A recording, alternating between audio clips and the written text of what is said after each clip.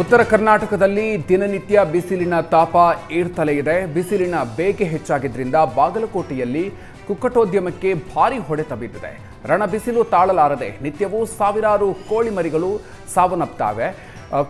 ಕೋಳಿ ಸಾಕಾಣಿಕೆಗೆ 29 ಡಿಗ್ರಿ ಬೇಕಾಗಿದ್ದ ಉಷ್ಣಾಂಶ ಈಗ ಬರೋಬ್ಬರಿ 39ರಿಂದ 40 ಡಿಗ್ರಿ ಸೆಲ್ಸಿಯಸ್ ದಾಖಲಾಗಿದೆ.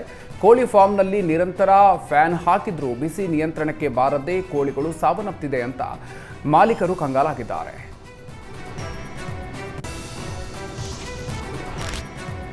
ಧಾರವಾಡದ ವಿಶ್ವವಿದ್ಯಾಲಯ ಆವರಣದಲ್ಲಿ ಕರ್ನಾಟಕ ವಿಶ್ವವಿದ್ಯಾಲಯದ 75ನೇ ಘಟಿಕೋತ್ಸವ ಕಾರ್ಯಕ್ರಮ ನಡೀತಾ ಇದೆ. ಘಟಿಕೋತ್ಸವಕ್ಕೆ ರಾಜ್ಯಪಾಲ ಥಾವರ್ಚಂದ್ ಗೆಹ್ಲೋಟ್ ಚಾಲನೆಯನ್ನು ನೀಡಿದ್ರು. ಘಟಿಕೋತ್ಸವದಲ್ಲಿ 3 ಸಾಧಕರಿಗೆ ಗೌರವ ಡಾಕ್ಟರೇಟ್ ಹಾಗೂ 252 PhD ವಿದ್ಯಾರ್ಥಿಗಳಿಗೆ ಡಾಕ್ಟರೇಟ್ ಪದವಿ ಪ್ರದಾನ ಮಾಡಲಾಗುತ್ತೆ.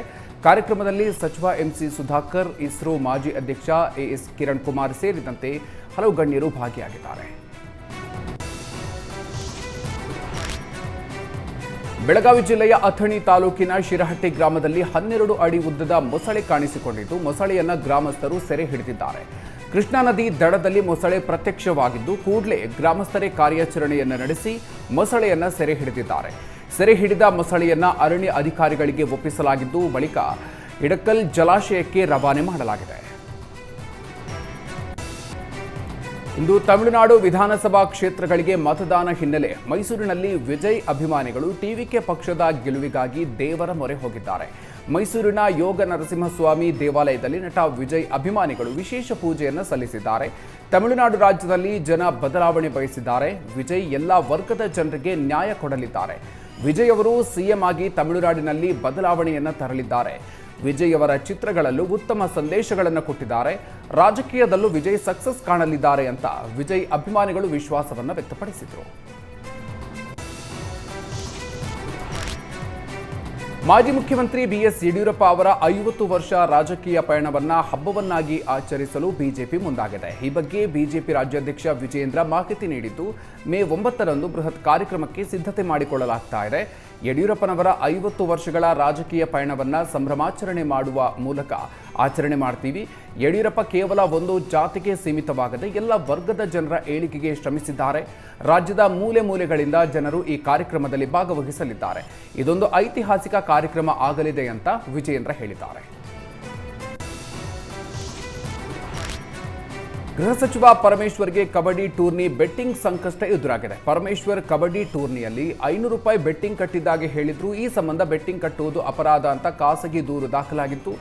42ನೇ ACJM ಕೋರ್ಟ್ ಸಚಿವ ಪರಮೇಶ್ವರ್ ವಿರುದ್ಧ FIR ದಾಖಲಿಸಿ ತನಿಖೆಗೆ ಆದೇಶ ನೀಡಿತು. ಬಳಿಕ ಪರಮೇಶ್ವರ್ ತಮ್ಮ ವಿರುದ್ಧದ ಪ್ರಕರಣ ರದ್ದು ಕೋರಿ ಹೈಕೋರ್ಟ್ ಮೊರೆ ಹೋಗಿದ್ರು. ಇದೀಗ ಪರಮೇಶ್ವರ್ ವಿರುದ್ಧದ ಪ್ರಕರಣಕ್ಕೆ ಹೈಕೋರ್ಟ್ ತಡೆಯಾಜ್ಞೆ ನೀಡಿದೆ. ಅಲ್ಲದೆ ಉದ್ದೇಶಪೂರ್ವಕವಾಗಿ ಇಂಥ ಹೇಳಿಕೆ ನೀಡಿದಂತೆ ಕಾಣಿಸ್ತಿಲ್ಲ. ತನಿಖೆಗೆ ಆದೇಶಿಸುವ ಮುನ್ನ ಪೊಲೀಸರಿಂದ ವಿವರಣೆ ಪಡಿಬೇಕಿತ್ತು ಅಂತ ನ್ಯಾಯಮೂರ್ತಿ ಸುನಿಲ್ ದತ್ ಯಾದವ್ ಅವರಿದ್ದ ಹೈಕೋರ್ಟ್ ಪೀಠ ಅಭಿಪ್ರಾಯಪಟ್ಟಿದೆ.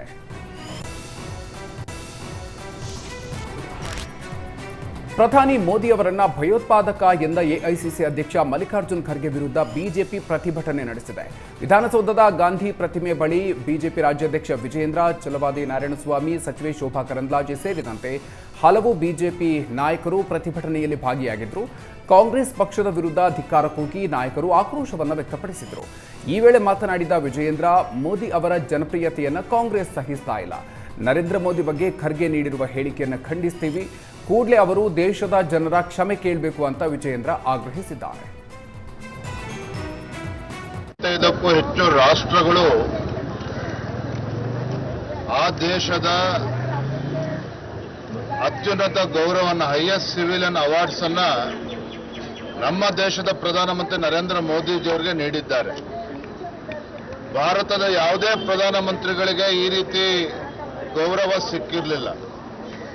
ಅಂದರೆ ಇಡೀ ವಿಶ್ವವೇ ನರೇಂದ್ರ ಮೋದಿಜಿಯವರ ನಾಯಕತ್ವವನ್ನು ಒಪ್ಕೊಳ್ತಾ ಇರ್ತಕ್ಕಂಥ ಸಂದರ್ಭದಲ್ಲಿ AICCಯ ಅಧ್ಯಕ್ಷರಾಗಿರುವಂತಹ ಮಲ್ಲಿಕಾರ್ಜುನ್ ಖರ್ಗೆರವರು ನರೇಂದ್ರ ಮೋದಿಜಿಯವ್ರನ್ನ ಭಯೋತ್ಪಾದಕರು ಅಂತೇಳಿ ಅವ್ರನ್ನ ಹೇಳಿಕೆ ನೀಡಿರುವಂಥದ್ದು ಭಾರತೀಯ ಜನತಾ ಪಾರ್ಟಿ ಅಷ್ಟೇ ಅಲ್ಲ, ಇಡೀ ದೇಶ ಇದನ್ನ ಬಲವಾಗಿ ನಾವು ಖಂಡಿಸ್ತಾ ಇದೆ.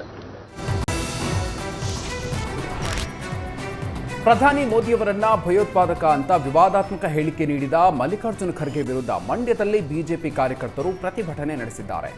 ದೇಶಭಕ್ತರನ್ನ ವಿರೋಧಿಸ್ತಾ ಇರುವ ಕಾಂಗ್ರೆಸ್ಸಿಗರಿಗೆ ಧಿಕ್ಕಾರ, ಪ್ರೀತಿ ಮಾರುಕಟ್ಟೆಯಲ್ಲಿ ಕಾಂಗ್ರೆಸ್ಸಿಗರ ದ್ವೇಷದ ಅಂಗಡಿ ಅಂತ ಬ್ಯಾನರ್ ಹಿಡಿದು ಪ್ರತಿಭಟಿಸಿದ್ದಾರೆ. ಇದೇ ವೇಳೆ ಮಲ್ಲಿಕಾರ್ಜುನ ಖರ್ಗೆಯ ಎಳುಬಿಲ್ಲದ ನಾಲಿಗೆಗೆ ಧಿಕ್ಕಾರ ಅಂತ ಕೂಗಿದ ಬಿಜೆಪಿ ಕಾರ್ಯಕರ್ತರು ಖರ್ಗೆಗೆ ಎಳ್ಳು ಬೆಲ್ಲ ಪಾರ್ಸಲ್ ಕಳಿಸಿದ್ದಾರೆ. ಮಂಡ್ಯದ ಅಂಚೆ ಕಚೇರಿಯಿಂದ ದೆಹಲಿಯ ಮಲ್ಲಿಕಾರ್ಜುನ ಖರ್ಗೆ ಕಚೇರಿಗೆ ಪಾರ್ಸಲ್ ಮಾಡಿದ್ದಾರೆ. ಬಳಿಕ ಎಳ್ಳು ಬೆಲ್ಲ ತಿಂದು ಮುಂದಾದ್ರೂ ಖರ್ಗೆ ಒಳ್ಳೆಯ ಮಾತುಗಳನ್ನಾಡಲಿ ಅಂತ ಆಗ್ರಹಿಸಿದ್ದಾರೆ. ಕಾಂಗ್ರೆಸ್ನಲ್ಲಿ ಅಲ್ಪಸಂಖ್ಯಾತರನ್ನೇ ಟಾರ್ಗೆಟ್ ಮಾಡಲಾಗ್ತಿದೆ ಅನ್ನೋ ವಿಚಾರಕ್ಕೆ ಶಾಸಕ ಎಚ್.ಸಿ. ಬಾಲಕೃಷ್ಣ ಪ್ರತಿಕ್ರಿಯಿಸಿದ್ದು, ಕಾಂಗ್ರೆಸ್ನಲ್ಲಿ ಅಲ್ಪಸಂಖ್ಯಾತರ ಶಕ್ತಿ ಇದೆ ಅನ್ನೋದನ್ನ ನಾವು ಪ್ರಾಮಾಣಿಕವಾಗಿ ಒಪ್ಪಿಕೊಳ್ಳಬೇಕು. ಸಾರಾಸಾಗಟಾಗಿ ಅಲ್ಪಸಂಖ್ಯಾತರು ನಮ್ಮ ಪಕ್ಷವನ್ನ ಬೆಂಬಲಿಸ್ತಾರೆ. ಅಲ್ಪಸಂಖ್ಯಾತರ ಜೊತೆಗೆ ಅಹಿಂದ, ಒಕ್ಕಲಿಗ, ಲಿಂಗಾಯತರು ಕೂಡ ಬೆಂಬಲಿಸಿದ್ದಾರೆ. ಆದರೆ ಮೇಜರ್ ಆಗಿ ಅಲ್ಪಸಂಖ್ಯಾತರ ಬೆಂಬಲ ಇದೆ. ಆದರೆ ಉಪಚುನಾವಣೆಯಲ್ಲಿ ಏನಾಗಿದೆ ಅನ್ನೋದನ್ನ ಹೈಕಮಾಂಡ್ ಪರಿಶೀಲನೆ ಮಾಡ್ತಾ ಇದೆ. ಯಾರೇ ತಪ್ಪು ಮಾಡಿದ್ರೂ ಅದು ತಪ್ಪೇ. ಅದರ ಬಗ್ಗೆ ಹೈಕಮಾಂಡ್ ಸೂಕ್ತ ತೀರ್ಮಾನವನ್ನ ಮಾಡುತ್ತೆ. ಇದರಿಂದ ಕೆಲವರಿಗೆ ನೋವಾಗಿದೆ, ಹಾಗಾಗಿ ಅವರ ಅಭಿಪ್ರಾಯ ಹೇಳಿಕೊಳ್ತಿದ್ದಾರೆ ಅಷ್ಟೇ ಅಂತ ಶಾಸಕ ಬಾಲಕೃಷ್ಣ ಹೇಳಿದ್ದಾರೆ.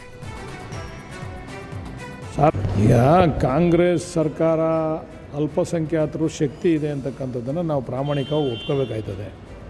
ಸಾರಾಸಟ್ಟಾಗಿ ಅಲ್ಪಸಂಖ್ಯಾತರು ನಮ್ಮ ಪಕ್ಷವನ್ನು ಬೆಂಬಲಿಸಿದ್ದಾರೆ. ಅಲ್ಪಸಂಖ್ಯಾತರ ಜೊತೆಗೆ ಅಹಿಂದ ಇರ್ಬೋದು, ಒಕ್ಕಲಿಗರು, ಲಿಂಗಾಯತರು ಅವೆಲ್ಲ ಎಲ್ಲರೂ ಕೂಡ ಬೆಂಬಲಿಸಿದ್ದಾರೆ. ಆದರೆ ಮೇಜರಾಗಿ ಅಲ್ಪಸಂಖ್ಯಾತರ ಬೆಂಬಲ ಇದೆ. ಅದ್ರ ಬಗ್ಗೆ ನಾವು ಅಲ್ಲೆಗೆಳೆಯೋಕ್ಕೆ ಸಾಧ್ಯ ಇಲ್ಲ. ಆದರೆ ಇವತ್ತೇನು ಅಲ್ಪಸಂಖ್ಯಾತರ ಬಗ್ಗೆ